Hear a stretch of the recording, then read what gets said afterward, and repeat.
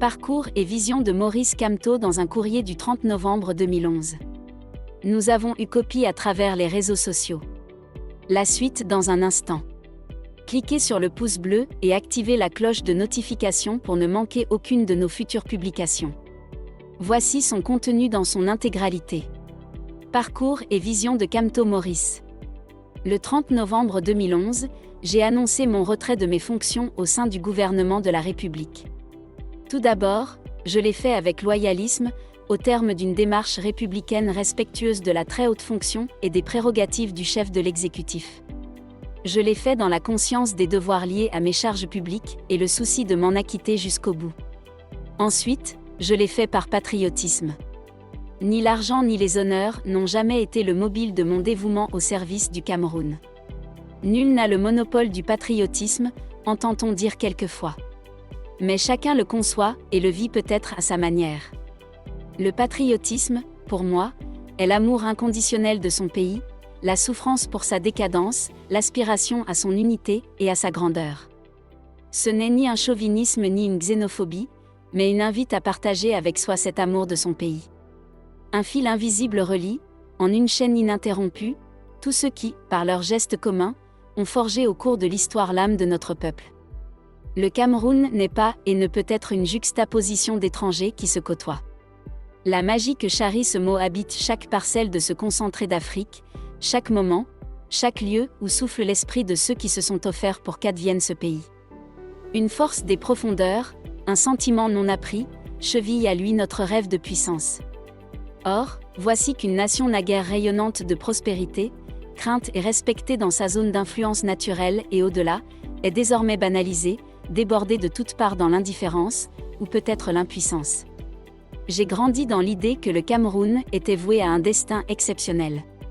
Des horizons professionnels alléchants à l'étranger m'ont plus d'une fois ouvert leurs bras, jamais je ne m'y suis précipitée.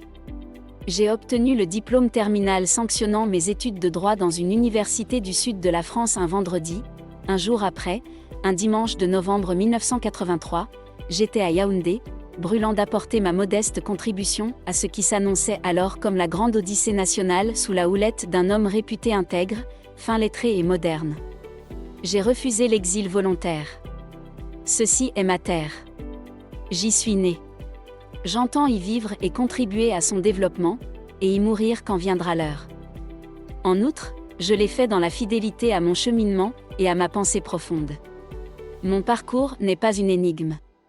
Quelques repères jalonnent mon engagement. En 1979, l'année terminale de mes études de droit à l'université de Yaoundé, fut engagée une réforme des programmes et de la durée des études qui ramena la licence de 4 à 3 ans en faculté des sciences et en faculté des lettres et sciences humaines, mais la maintint à 4 ans en faculté de droit et des sciences économiques. Celle-ci se souleva contre cette discrimination d'autant plus vivement ressentie qu'elle n'avait guère été expliquée. Les étudiants de cette faculté me portèrent à la tête du mouvement de grève. On était alors sous la férule d'un pouvoir autocratique. Je fis de mon mieux pour porter la voix de mes camarades, et au final, nous eûmes gain de cause. C'était une question de principe, une lutte contre l'injustice dont étaient victimes nos jeunes cadets, car la réduction de la durée des études, finalement étendue à notre faculté, ne s'appliquait guère à nous qui étions déjà en 4e année de licence, et nous le savions dès le départ. En 1985, prié de rendre compte de l'ouvrage d'un collègue de l'université de Yaoundé, philosophe bien connu chez nous, sur l'idée sociale du chef de l'État, je me suis risqué à en faire une présentation critique. Cet exercice des plus classiques m'a valu un séjour en prison, dans les geôles de la BMM de Condégui. Devant la querelle des égosses qui domina le débat public quelque temps après, j'ai pris du champ et commis 2 ouvrages, L'urgence de la pensée et Déchéance de la politique, qui expriment ma pensée profonde sur l'état politique de notre société. En 1992, face à la profonde aspiration de notre peuple au changement, je me suis engagé lors de la campagne électorale pour l'élection présidentielle de cette année-là en apportant mon soutien au candidat de l'Union pour le changement, qui proposait un mandat limité pour une période transitoire de 2 ans, afin de mettre en place des règles de jeu politique consensuelles.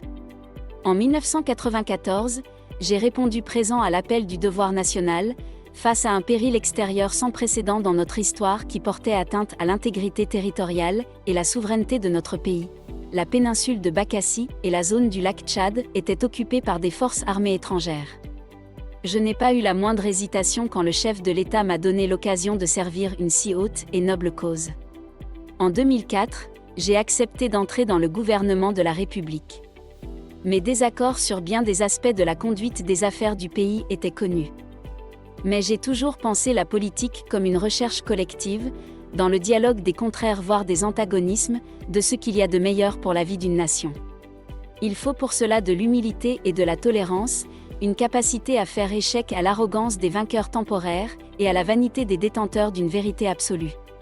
C'est en ce sens que j'ai écrit inlassablement, depuis les années 1990 et dans divers supports, que la concertation doit être au cœur de la conduite de la politique de la nation, parce qu'elle impose respect de celui qui pense différemment, présomption qu'il est nanti de quelque intelligence, qu'il est porteur d'une possible contribution à la quête concertée des solutions pour le progrès collectif.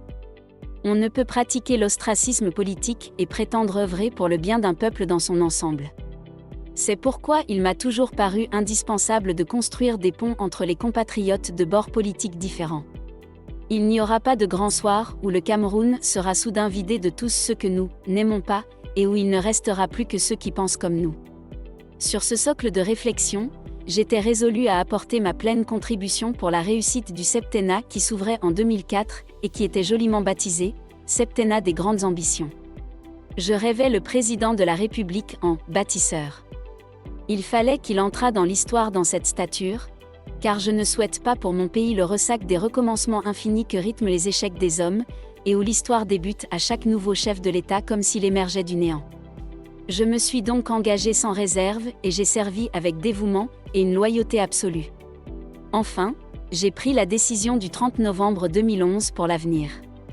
Les défis multiples du monde globalisé ébranlent même les vieilles et riches nations. Nous n'avons point identifié ceux auxquels sera confronté le Cameroun. En conséquence, nulle part nous ne préparons le pays à les relever. La nation camerounaise se fissure silencieusement, sous la puissance tellurique des haines grégaires incompréhensibles mais fantasmées, puis alimentées et rendues acceptables. Je ne pouvais me résoudre à regarder indéfiniment instillé dans notre société ce venin du tribalisme qui empoisonnerait l'âme et la vie de la nation camerounaise pour des générations encore. Le siècle avance cependant que le pays piétine.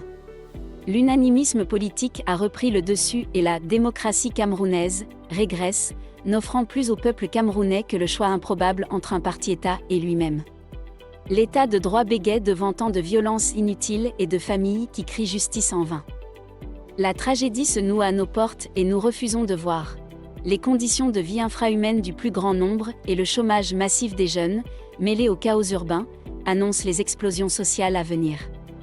Les replis identitaires nous appellent en urgence à la réflexion sur le vivre ensemble dans notre patrie commune, y compris en entendant la parole de nos compatriotes anglophones dont le mal-être ruine progressivement la ferveur des retrouvailles fraternelles de 1961 et expose le pays à la déchirure.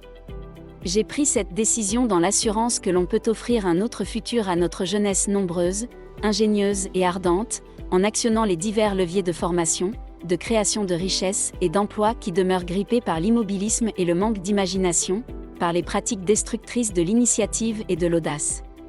Je l'ai fait avec la ferme conviction qu'ensemble, hommes et femmes, jeunes et moins jeunes, rassemblés et unis dans la foi commune en cette terre des douleurs et de promesses, nous pouvons refonder le Cameroun, enraciner l'économie nationale dans une agriculture modernisée et une industrie conquérante, construire une économie du savoir dont la matière première est la matière grise, jeter les ponts de la solidarité pour ne pas abandonner les plus faibles sur l'autre rive, celle de la misère et de l'indignité, et projeter le pays dans un rayonnement international qui établisse son influence dans le concert des nations. Le 9 octobre 2011, le peuple camerounais a exprimé sa volonté souveraine. Je souhaite au président de la République réélu, dans l'intérêt de notre peuple, de puiser dans cette confiance renouvelée, le souffle nécessaire à la réalisation de son programme pour son nouveau septennat. Une école, un port, une route, un hôpital, un pont ou un barrage construit ne sera plus à construire. Dans le même temps, à tous ceux qui entendent les échos de cette terre, en appel d'un monde nouveau, je dis que la voie s'ouvre à une espérance nouvelle. Que les partis politiques de l'opposition, les acteurs de la société civile, les membres éclairés du parti dominant, les nombreux citoyens anonymes qui ont consenti tant de sacrifices pour la liberté, l'avènement et le progrès de la démocratie dans notre pays, trouvent dans cette terre aux espoirs souvent trop vite gaspillés, la puissance du dépassement pour porter cette espérance à son accomplissement. Nous serons du mouvement. Pour ce faire, nous présenterons au pays, dans les temps qui viennent, des idées et une équipe pour les porter.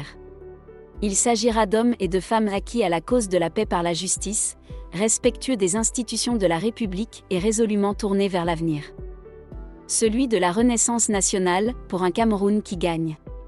Vive le Cameroun! Veuillez prendre 3 secondes pour liker la vidéo et la partager. N'oubliez pas de vous abonner à la chaîne YouTube Camer TV Info. À bientôt pour de nouvelles publications. #End. Anglophone génocide.